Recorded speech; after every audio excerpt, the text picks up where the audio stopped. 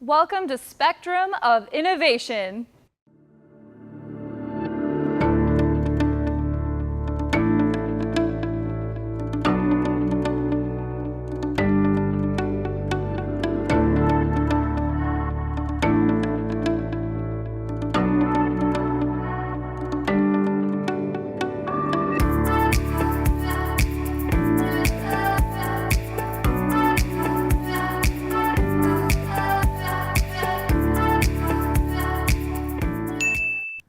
Hello, my name is Jessie Bobby, and this is Spectrum of Innovation, your trusted news and information source for Riverside County. This is our 7th episode, and we hope you'll be able to stay with us for the entire show. This complete episode, as well as individual segments, will be available on our website, spectrumofinnovation.org. If you've missed any of our previous shows and segments, you can also find them there on our website. Be sure to subscribe to our YouTube channel where we post information on weekly updates from our SOI training crew. We'll keep you in the know about Riverside County. April is Autism Awareness Month, something that is very dear to us here at SOI. Many of our job training participants are on the spectrum, and we see their many talents, as well as the individuality that goes beyond the label of autism. We sent Aaron Porras and the SOI team out to cover some of the happenings this month and to explore how increasing autism awareness benefits everyone. Founded in April of 1970 and celebrated annually since, National Autism Awareness Month provides public events led by individuals and organizations that educate and raise awareness of autism. During the month, the Lighted Up Blue initiative illuminates many famous landmarks, community buildings, and other locations of interest to commemorate those with autism. On April 2nd, the official Autism Awareness Day, the City of Temecula and our Nicholas Foundation, an autism support organization, lit up Temecula City Hall blue for the 6th year to honor the occasion. Yeah, we started our Nicholas Foundation 14 years ago in honor of our son Nicholas. He was diagnosed at the age of 2. Just saw an opportunity in the community to try to build a community as well, because autism wasn't the buzzword that it is today. And it was just really an opportunity to meet other people walking the same path as us. I have a lot of friends that come to this, and we feel really comfortable because we know so many people, and it's connecting with the community and connecting with people that we know. With Lighted Up Blue events and the works of Inland Regional, GDS Creative Academy, their Comprehensive Autism Center, Southwest California Autism Task Force, the ARC, and many other organizations, people are becoming increasingly aware of all that those on the autism spectrum had to offer. Some of our most influential geniuses and innovators from the past were most likely autistic. And some of today's movers and shakers have confirmed autistic diagnosis. At the Temecula event, we saw some of our local talent. Sydney Edmond moved us through her words of poetry. Singer Reed Variardi encouraged us through his lyric of charisma, saying, "We should not give up and reach for the sky." Joel Anderson introduced us to his amazing artwork full of color and life. Temecula's Mayor Nagar wants all employers to be aware of what those with autism have to offer.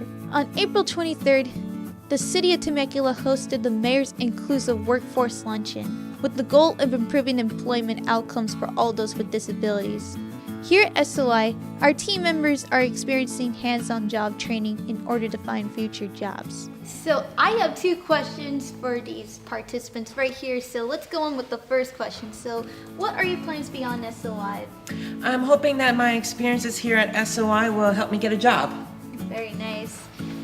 And what are some of your passions? I love screenwriting and also working on voiceover work, and hopefully I get a job somewhere in that field after I leave SOI. Autism is genetic. Each human's ability to express their genes is unique. A human with autism possesses emotions and passions. Many autistic individuals have been very misunderstood, but are some of the most amazing people. April might almost be over, but we can always appreciate their talents, help raise awareness, and educate those who are still lost in stereotypes. Thank you so much, Aaron and the SOI crew. It is so important to be aware of the benefits of autism and realize that we are just people and we're all different in our own way. Now it's time for the Need to Know segment of SOI, where we share information that impacts Riverside County. Since Monday, April 22nd was Earth Day, let's take a look at recycling. Up until recently, the United States was exporting as much as half of all recycled consumer materials to China. That's nearly 3.4 million metric tons. In response, last year, China issued Operation National Sword, which put a ban on imports of plastic and aims to ban the import of all recyclables by 2020. The effects of the ban have reached Riverside County. Now that recycling facilities can't ship plastics to China, they will have stricter guidelines on what they will accept. Some facilities are hiring more workers to operate new high-tech sensor-based sorting technology. But this technology is expensive, and many facilities can't afford it as a result. Some facilities have either gone out of business or required that their employees work longer hours, manually sorting more thoroughly to ensure the least contamination. Unfortunately, all this stricter sorting means many thought-to-be recyclables end up in local landfills. To be sure that your local recycling facility processes all of your recyclables, we suggest that you check what they will accept, since it varies from place to place. The Riverside County Department of Waste Resources website can also answer questions and get you in the know. It even has a database that helps you find where you can take specific items for disposal of recycling. But overall, when it comes to figuring out how to keep your recyclables out of the landfill, there are some good general guidelines. In most places, plastic items are still accepted, and you can see some examples here. Accepted recyclables: plastic bottles, tubs, jugs, containers, flower pots, buckets, crates, and lids can be recycled. But don't flatten your soda cans or they will be refused. As we all know, most glass is acceptable, but avoid recycling drinking glasses and ceramics. Also be sure to remove lids from glass bottles and jars. Most paper and cardboard is good to go, but avoid recycling plastic coated and shredded paper. And here is a list of some additional common material that are not accepted and need to be disposed of properly. Finally, before recycling anything, be sure that there are no food particles or liquids on it. Give it a little rinse. Otherwise, it's going to be refused. If you need to know more, go to our website where we post all the links to the information we just shared in this segment. In the future episodes, we will offer more tips on how you can have more of a green impact on our environments. And speaking of the environment, when it comes to fighting climate change, California leads the way with new laws that aim to reduce emissions and promote renewable energy. Last September, Governor Brown signed 2 bills and an executive order that put California on the forefront of the climate change battle. The Low Carbon Buildings Law aims to reduce by 40% all greenhouse gas emissions from residential and commercial buildings by the year 2030 and 80% by 2050. The 100% Clean Energy Act that eligible renewable energy and zero carbon resources must supply 100% all retail sales of electricity by 2045. And finally, Executive Order B5518 requires the state to achieve carbon neutrality as soon as possible and no later than 2045, and achieve and maintain net negative emissions thereafter. So how will these laws affect us and how we live? I sat down with Jeremy Goldman from Southern California Edison and Randon Lane from SoCal Gas to find out. So about a year and a half ago, Southern California Edison came up with our Pathway to 2030 proposal, which is our clean power and electrification pathway proposal. The first part is decarbonizing electric sector, which includes utilizing carbon-free generation or electricity that powers your homes and your businesses, utilizing solar, wind, and hydropower. What does this mean when it comes to new buildings? Will they have to be fully electric?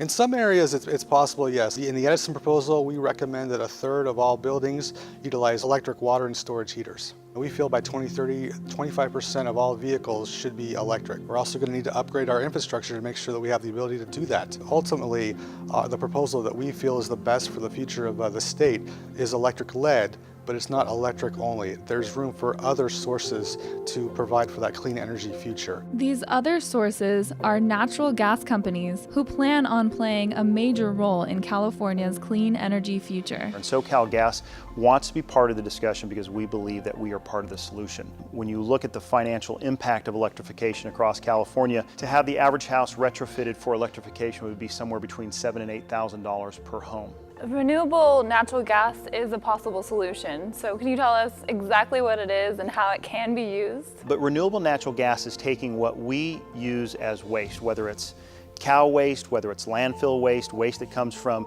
water treatment plants, and we basically take the methane out of that waste. We clean it, we pressurize it, and we inject it into our pipelines. SoCal Gas alone would move just 16% of its natural gas stock to renewable natural gas.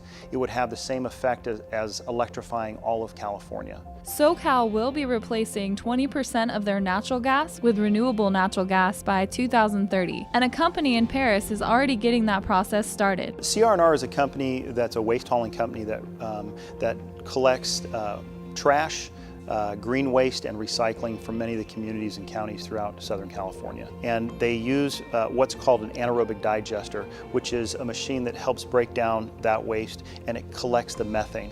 They pressurize it and they put it into our gas pipeline. In fact, that company was fueling all of its own trucks with renewable natural gas. And then just last year, they made a connection into the SoCal Gas pipeline, the first company to ever do that. The first steps to reaching California's climate change goals are happening now. While we don't know exactly what the future will bring, we do know that California's climate change goals can only be achieved when all the possible solutions are explored.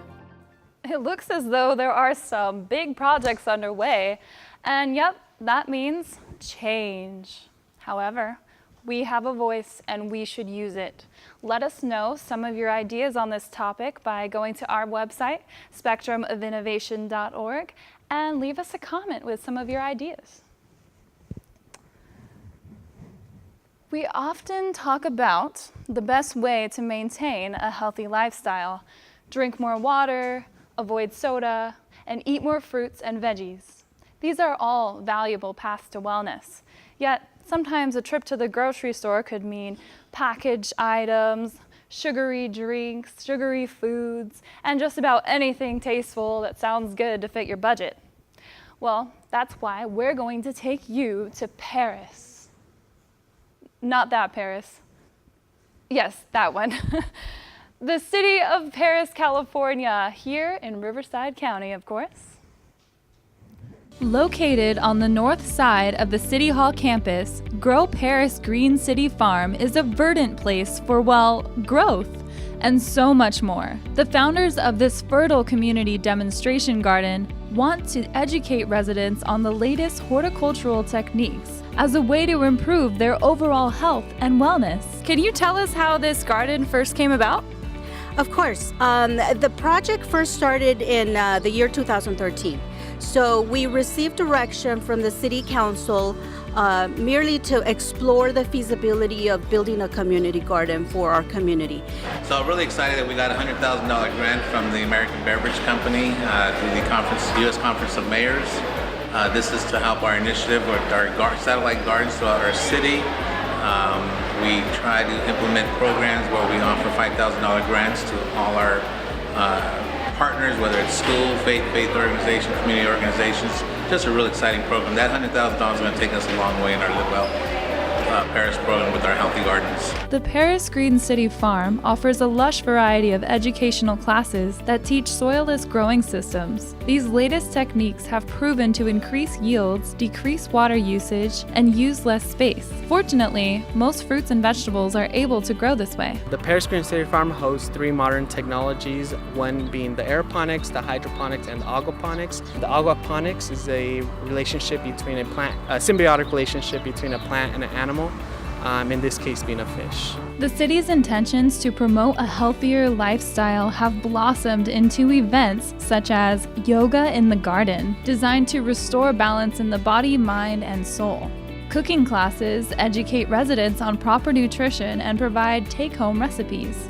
They have even incorporated art into the garden. The grant for the Paris Initiative helps sprout 15 sustainable and edible gardens in Paris neighborhoods. Tell us a little bit about the garden that we're at. What do you grow here and where is it located? Of course, we're here at a 14th Satellite Garden under Grow Paris. It is connected to the Dora Nelson African American Art and History Museum. And do you think that these community gardens have really contributed to the health of the community?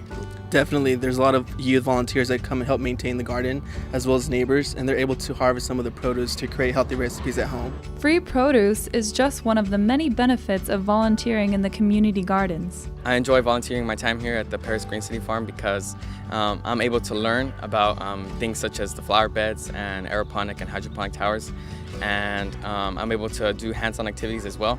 And then most importantly, I'm able to do all this together with other friendly volunteers that are just as excited to learn as me. There are many ways to get involved, and you don't even have to know how to garden. They can get involved by opening doors to create gardens at their facilities. They can get involved by helping us to develop our volunteer program. They can get involved by coming out and taking advantage of the learning opportunities by bringing ideas into the project. All good goals for those who want to make a difference. That was a fun trip, oui? It sure looks like the city of Paris has grown a lot. I can't wait to see what other exciting opportunities stem up from the community gardens there.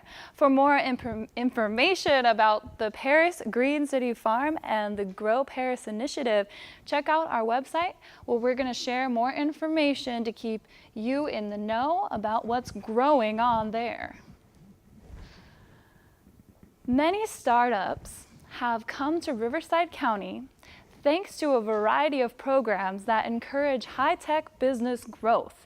For today's Voice of Innovation, SOY's Christine Turner takes a look at an exceedingly innovative Temecula-based company and shows us how their state-of-the-art services can help businesses succeed. Innovation is part of MC3's DNA. As a tech startup looking for a way to grow their business, they joined the City of Temecula's Incubator Program, offering services in advanced and secure methods of sharing data, software development, and network infrastructure. We have built a product called Conduit. And what Conduit does is it takes data from connected devices, IoT devices, and manages that data, and it serves it up to our clients in an easy, efficient way so that they can consume the data. The real selling point for many of these clients is MC3's innovative new methods of transferring data between IoT devices. It's any device that is connected to the internet and that sends data or receives data. Our method that makes Conduit secure, we use the latest and greatest technology in cloud services. Easy, simple, straight to the point for them, so they can get their apps up to the market quicker. They can add in new devices faster and easier because we normalize all the data so that they don't have to worry about talking to all the different devices out there. We do all that for them. They get one simple string with all the data ready to go. MC3 is also innovative in their own business model by being a part of Temecula Valley Entrepreneurs Exchange Incubator Program. You get access access to trainings, different materials, individuals that are professionals in certain areas. So it's been a great time and experience being here, as well as office space, being able to come and collaborate with other companies and have meetings here with clients is also a great thing. The City of Temecula honored MC3 Solutions as Innovator of the Year and presented them with an award at JDS Creative Academy's 2019 DigiFest event. We're very honored to receive that award, and we're excited that Temecula has acknowledged companies of innovation. It promotes other companies in the area to innovate and to strive and grow from there. An award-winning company with state-of-the-art innovative technology and a secure, user-friendly approach to business, this is innovation at its finest. Thank you, Christine. It's good to know that all this innovation is encouraged and developed right here in Temecula Valley. Now it's time for our In the Know segment to ensure you're up to date on Riverside County's current happenings. Let's zoom right into a traffic report. There will be some intermittent lane reductions on the I-15 north of the 91 between Warwick Road and State Route 60 due to the ongoing I-15 Express Lanes project. During lane reductions, at least one lane will remain open at all times. Tonight, in Norco, the northbound I-15 6th Street on-ramp will be closed, so look out for an alternative option. And crews will be flagging on East 6th Street in Corona tonight and tomorrow night due to demolition work. Please allow extra time and use caution while traveling through the area. Drive safely out there. And while you're driving around, you might want to check out some of these community events. That is, if you're ready for some fun tomorrow night and Sunday night, Taste of Temecula is going to have restaurants, wineries, craft breweries, and live music, fun activities for the whole family to enjoy, and good for a date night as well. This Saturday is the City of Riverside's 5th annual Insect Fair held at the corner of Mission Inn Avenue and Orange Street. There will be 50 booths to check out, as well as an interactive butterfly tent. Ooh, so come see what all the buzz is all about. Also on Saturday, if you're a vegan, check out Thistle and Sage's first ever vegan marketplace in Temecula at Vail headquarters. There will be food trucks, live music, artisan vendors, workshops, kombucha on tap, and much more. Peace. Sunday is the grand opening of the Murrieta Museum, so come witness local history unfold and be retold by Murrieta's finest historians. In Palm Springs, there are 2 events. We want to spotlight first is tonight there's going to be a Go Green sustainable film series. There's going to be wine tasting, speakers, a screening of the Serengeti rules. The event is free to attend with a suggested donation of $10, and you guessed it, for the wine.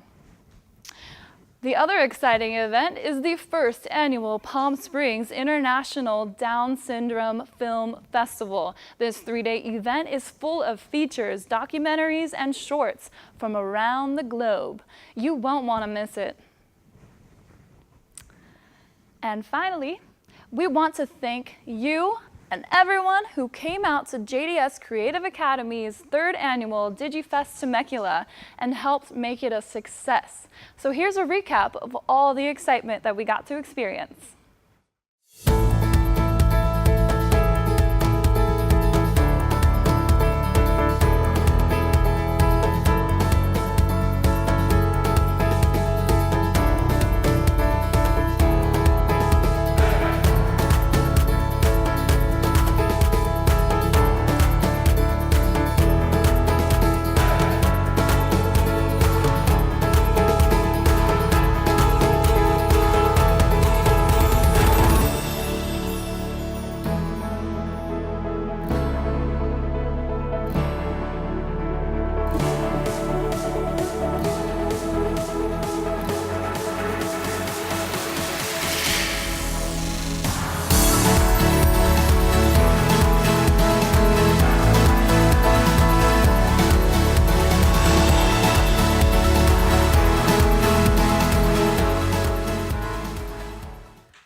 that is all for our 7th episode. Thank you so much for joining us. We hope you'll be able to join us on our 8th episode, May 23rd. And we also hope that you subscribe to our YouTube channel so you can see all of our updates and everything there on our website as well, spectrumofinnovation.org. And don't forget to follow us on Facebook and Instagram as well. From all of us here at Spectrum of Innovation, we wish you a very successful and happy, fantastic May. SOI out.